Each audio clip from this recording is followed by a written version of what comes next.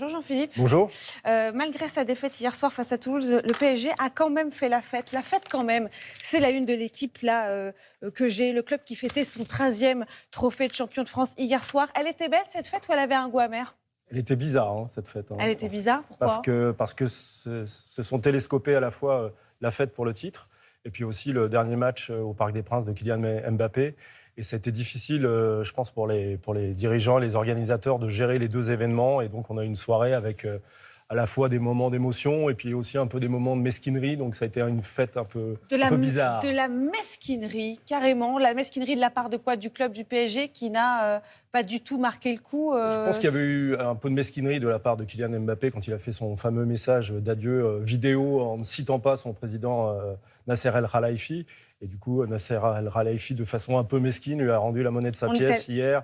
Il a vraiment été fêté, c'était vraiment le minimum syndical. On est allé un peu vite si je remets dans le contexte. En fait, hier soir, c'était aussi et surtout le dernier match de l'attaquant star au Parc des Princes, donc Kylian Mbappé, qui a d'abord été hué avant ce match. Quand on parle d'une ambiance étrange, c'est aussi ça. Et puis acclamé à la fin par des supporters. Il a eu droit à son tifo. Enfant de la banlieue, tu es devenu une légende du PSG. D'ailleurs, vous diriez, vous aussi, Kylian Mbappé, c'est une légende ? Oui, là, c'est... Enfin, si vous voulez, les légendes, c'est toujours plus facile à mesurer quand le joueur a arrêté et puis quand on a un petit peu de recul.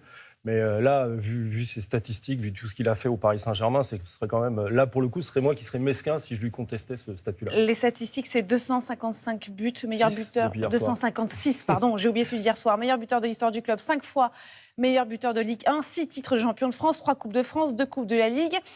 Et pourtant, donc, pas dommage, effectivement, de la part de son club, d'où il est depuis cette saison.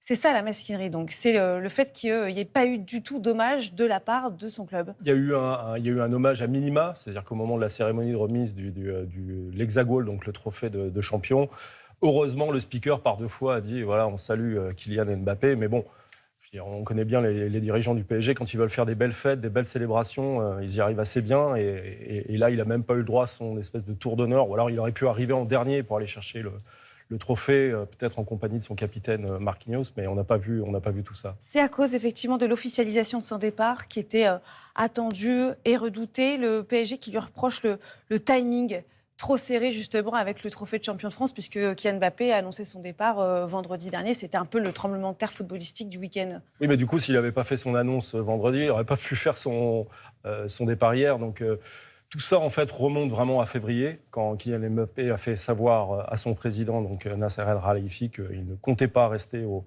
Paris Saint-Germain. Et il y a vraiment eu un avant et un après. Et depuis, les relations entre le clan des dirigeants du PSG et le clan Mbappé, on sait bien que les relations sont très, très froides, voire très mauvaises. Et donc là, on aurait pu penser, on aurait pu rêver une sorte de grande réconciliation sur le gong, mais ce n'est pas. Il n'y a pas eu de grande réconciliation sur le gong. Il n'y a pas eu non plus de réconciliation de la part de Kylian Mbappé. Dans cette vidéo diffusée vendredi qu'il poste lui-même, il n'y a pas un merci à Nasser El Khelaifi, président du club du PSG. Il remercie beaucoup de monde, pourtant. Il a remercié tout le monde, y compris les intendants, le personnel du PSG, tous ses entraîneurs, tous ses directeurs sportifs, pratiquement tous les gens à la billetterie aussi, mais pas Nasser El Khelaifi. Donc je pense que, voilà, il savait très bien ce qu'il faisait. Et d'un certain côté, on ne peut pas vraiment être surpris de ce qui s'est passé hier soir. Je pense que s'il avait eu un mot pour Nasser El Khelaifi, peut-être qu'il y aurait eu la volonté quand même de lui faire un bel hommage, un beau départ. Après, il faut quand même rappeler qu'il reste encore 3 matchs. Donc là, c'était les adieux au parc, mais il reste 2 matchs de Ligue 1 à l'extérieur qui ne comptent pas beaucoup. Mais il y aura aussi la finale de la Coupe de France. Mais ça veut dire quoi, il reste 3 matchs ? Ça veut dire que le PSG peut lui faire un hommage de dernière minute ? Il peut se faire un hommage tout seul en permettant au PSG de gagner la Coupe de France contre Lyon dans 2 semaines. S'il marque 1-2 buts et que le PSG gagne, il se fera son plus bel hommage à lui tout seul, comme un grand. Nasser El Khelaifi avait bien tenté de le garder, Kylian Mbappé, en lui proposant près de 200 millions d'euros pour prolonger son contrat de 1 an. Il n'est pas le seul à avoir essayé de le retenir. Il y avait aussi Emmanuel Macron, on se souvient, c'est même Mbappé qui le révélait. « Je veux que tu restes, tu es tellement important pour le pays ». Ça, c'est ce que le président lui aurait dit. Dixit, le joueur. C'est vrai que la France, elle a quand même beaucoup à perdre quand un joueur comme Kylian Mbappé, qui rapporterait 100 millions d'euros par an en impôts, s'en va.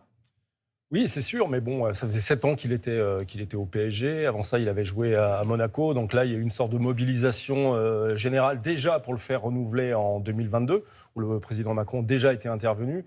Mais bon, là, je pense que quelque part, nous aussi, à l'équipe, on regrette qu'ils partent, qu'ils quittent le championnat de France et la Ligue 1. Mais je pense quand même que, objectivement, c'est une décision raisonnable. Il avait quand même un peu fait le tour du propriétaire. Malheureusement, il n'a pas gagné la Ligue des Champions.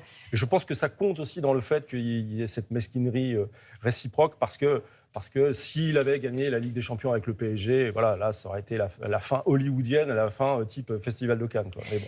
Emmanuel Macron qui demande quand même à Kylian Mbappé et au Real, il demande au club du Real Madrid de le laisser jouer au JO. Donc 2 questions très rapides. Déjà, est-ce qu'il va vraiment aller au Real Madrid? On sait où il va, Kylian. Et est-ce Au Real Madrid. Au Real Madrid. Ouais. Et Real Madrid va le laisser jouer au JO? Non. Il y a très très peu de chances. Il y a pratiquement aucune chance. Alors en Espagne, en fait, les clubs sont obligés de libérer les joueurs espagnols pour les Jeux.